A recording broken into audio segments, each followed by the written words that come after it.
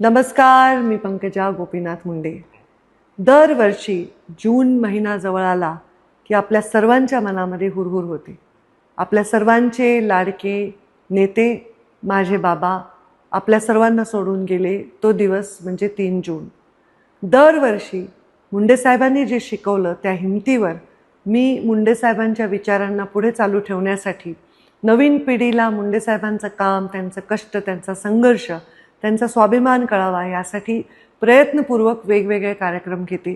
जे कार्यक्रम सामान्य माणसासाठी असतात, तळागाळातल्या लोकांसाठी असतात, त्यांचा वाणी आणि वाली बनण्यासाठी असतात।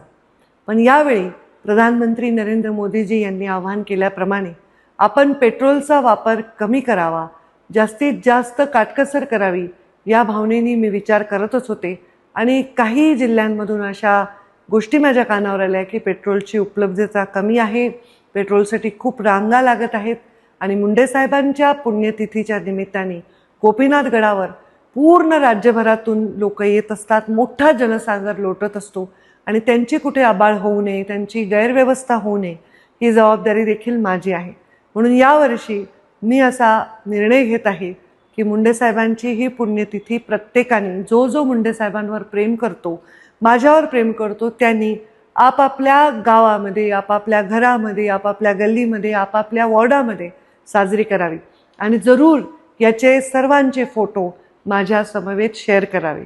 मी हा मोठा कार्यक्रम टाळण्यासाठी आपल्या सर्वांना विनंती करते की आपण जिथे आहात तिथूनच आपण मुंडे साहेबांच्या स्मरणार्थ त्यांना शोभेल असा कार्यक्रम घ्यावा ही माझी नम्र विनंती आपण सगळे स्वीकाराल अशी मी अपेक्षा करते।